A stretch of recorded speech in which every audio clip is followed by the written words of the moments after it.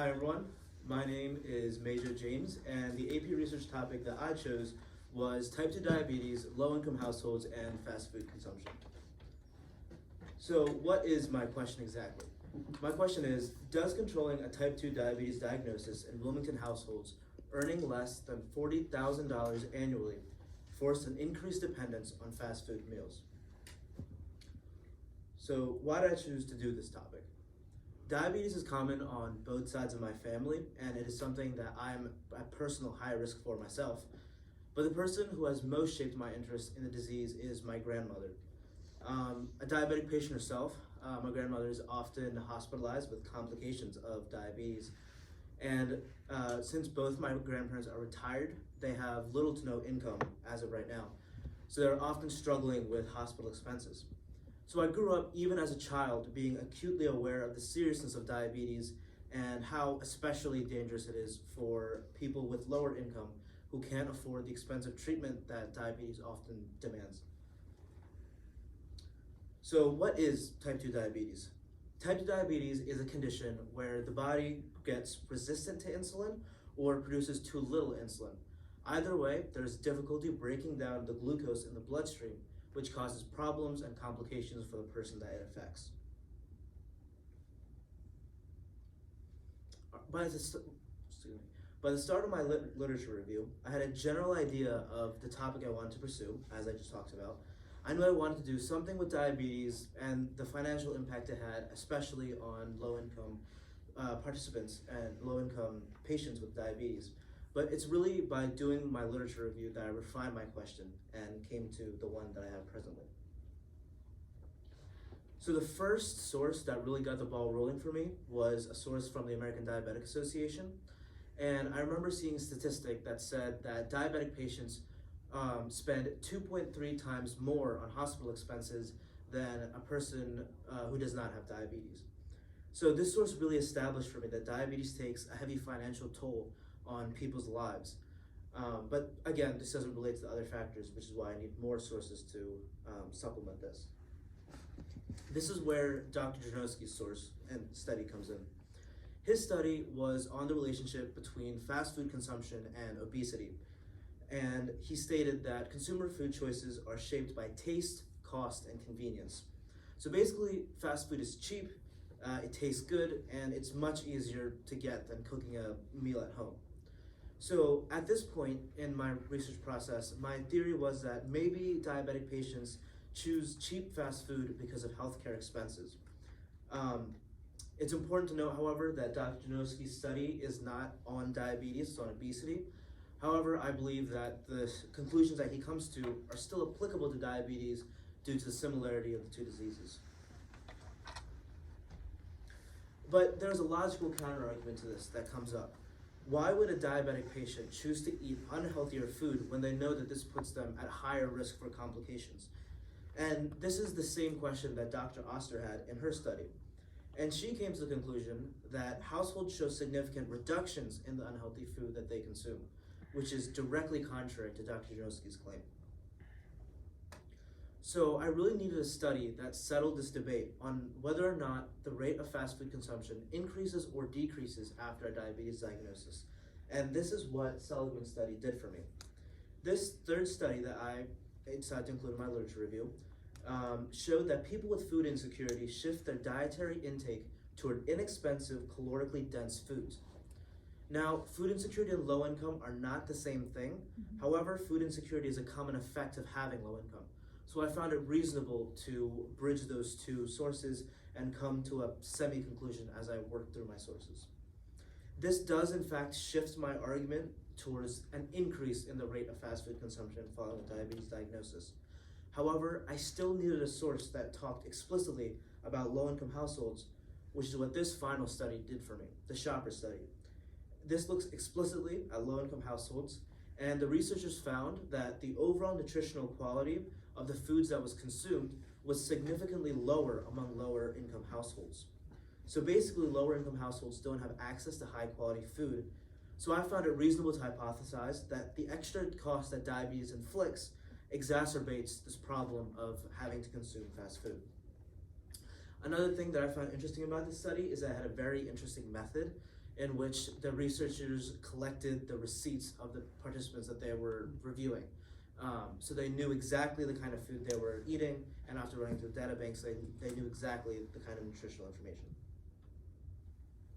So what conclusions can we draw from the literature review? Controlling diabetes is expensive. Fast food is favored due to its price and convenience, and the effect of diabetes on fast food is disputed. And the gap that I identified after doing my literature review is that I'm the first one, or one of the first ones, to connect the factors of low income, diabetes, and fast food consumption in a study such as this. So what is my method? The method I chose to do was a correlational study with a mixture of quantitative questions and qualitative free response questions in a in a survey format. At this point, my argument became, since diabetes treatment is costly and low-income households are forced to make poor dietary choices, a diabetes diagnosis might make low-income households eat even unhealthier. My goal was to see if a diabetes diagnosis in low-income households leads to an increase in fast food consumption. So that's what I was keeping in mind as I began my methodology. On to the method section. So step one, before I even wrote up my survey, I made sure to write my consent form and fill out the IRB so that I could ethically get participants and fill out responses. I split my survey into several sections, the first of which being the consent form, right on the Google form itself, so a participant could get on the Google form and fill out the consent form, and then jump into the actual survey itself if they choose to participate. The next section was a series of qualifying questions. Where do you live? Do you have diabetes? And what is your income level? The next few questions were all questions that asked before and after the diagnosis to compare the two. So how many days a week were you eating fast food before and after diabetes diagnosis? What was the price of the meals you were consuming before and after diagnosis? And how would you say the financial security of your household is on a scale of 1 to 5 before and after diagnosis to see if there's a change in financial security? After all these questions, I had a series of FRQs that asked the participant to articulate how their household changed, if any at all, because of the diagnosis. So step two was actually gaining access to the participants themselves. Since the school I go to has connections with local nonprofits, I decided to go to a local nonprofit named St. Pat's that serves underprivileged communities. I decided that I would volunteer on a day where St. Pat's distributes groceries, known as Distribution Day, so that I could hand out my survey and get responses from people who are low income enough that they are eligible to receive those groceries that St. Pat's was handing out.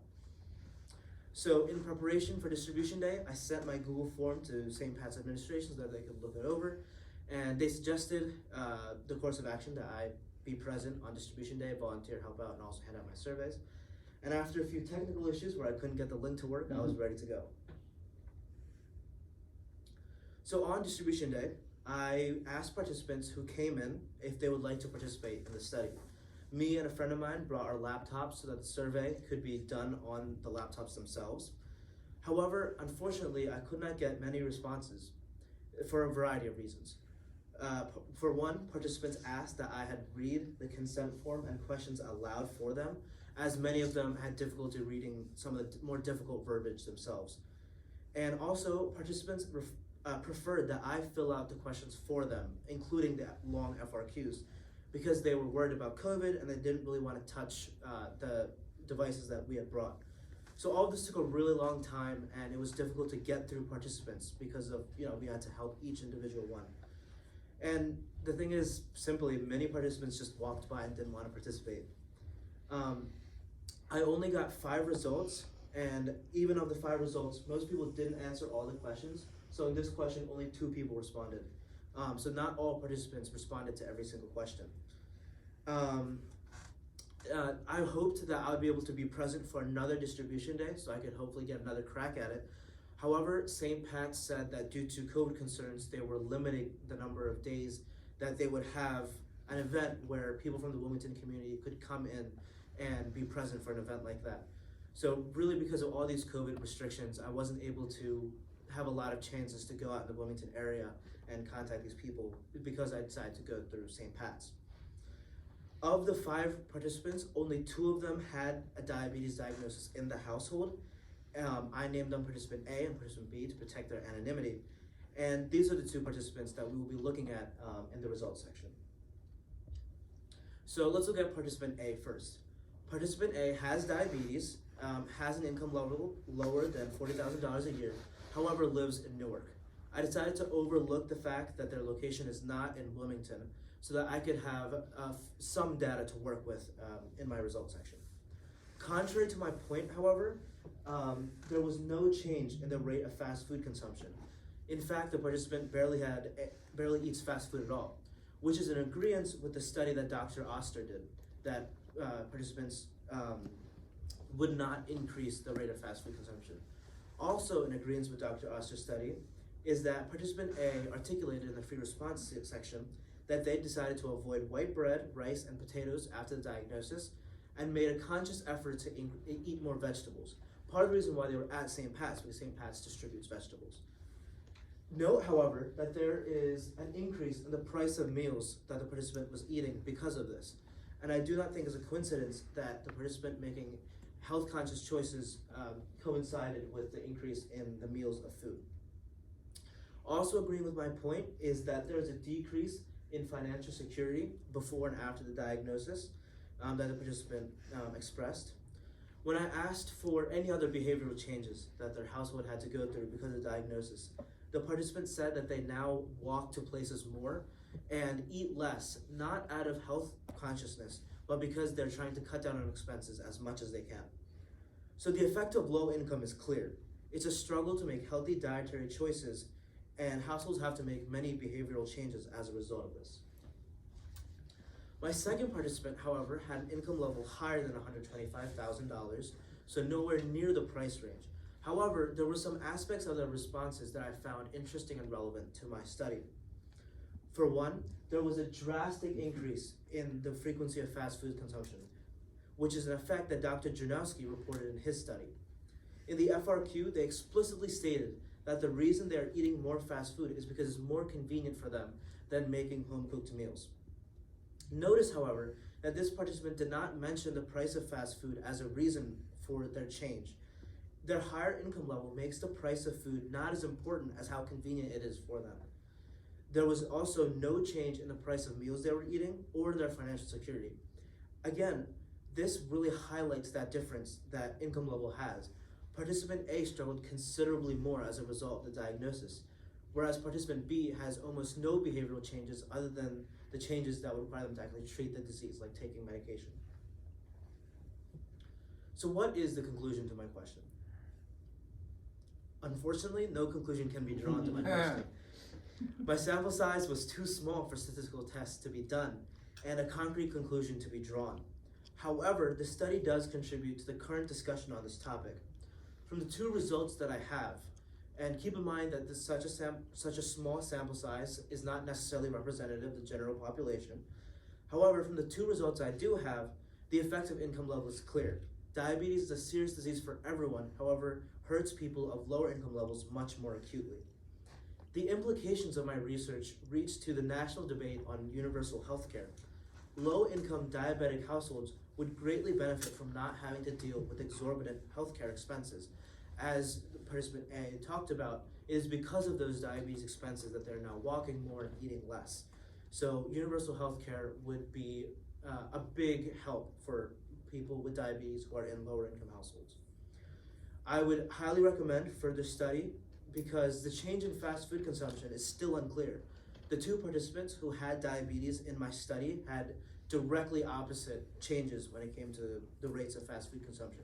Participant A had no change in the rate of fast food consumption, and participant E had a drastic increase, going from eating fast food 1 day a week to eating fast food 7 days a week. Thank you, and these are my sources.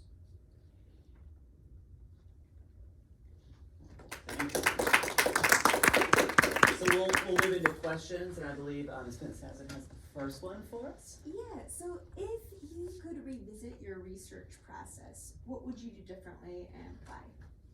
So I believe that the main source of the problems that I had in my study was the fact that I decided to go through St. Pat's. So if I was to go back and do anything differently, it would be to go to local Wilmington clinics, local Wilmington hospitals, and see if I can work with some of the patients that are admitted there, or work with any data they might have.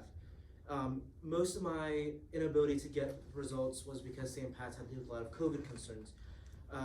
Take in mind, however, this is because they're a small nonprofit. If I worked at a clinic or a larger hospital, like perhaps St. Francis or Christianacare, they already have proper COVID protocols in place and contingencies for things like that. So I believe if I had gone back and gone through a different organization to get those participants, I would be able to get more results and more to work with in my conclusion. Thanks. Dr. Anthony? Majo, how did you determine which results generated by your research method were most important in informing your new understanding? So that part was pretty easy for me, considering the fact that only 2 of my participants had diabetes.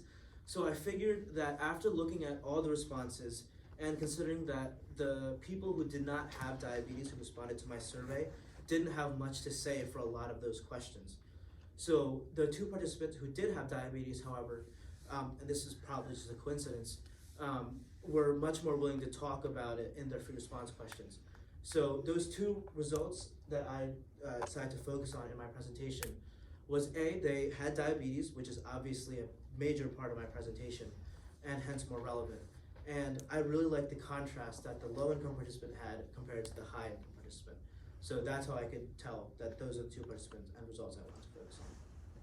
Thank you. Finally, Majo, how does your new understanding or your conclusion here address a gap in the scholarly conversation? So as I had mentioned before, the gap in the conversation right now is that there aren't many studies that link all of these different factors between low income, diabetes diagnosis, and the rates of fast food consumption. Fast food consumption wasn't even something that I had considered at the beginning of my literature review process. But after stumbling across Dr. Janowski's source, I realized that there wasn't a lot of conversations around how all these different factors work with each other. So this was the main gap that I sought to address. How all these separate factors come into play, and if having diabetes while being low income had any effect on the consumption of fast food. And there were no sources that I came across that addressed this gap at all. All of them focused on different aspects, but none of them focused on how all of these work together with each other. That's what I saw too. Thank you, Majo. Thank you. So you were off the clock. If there are any other follow-up questions, anything from Majo, you're good to go, but you are off the clock as we speak now, so. Any other questions? 7 fast food runs in a week is impressive. Yeah. On whoever that person was, so very, very impressive. Great. Thank you, Majo. Thank you. Thank you. Good job, Majo. All right, and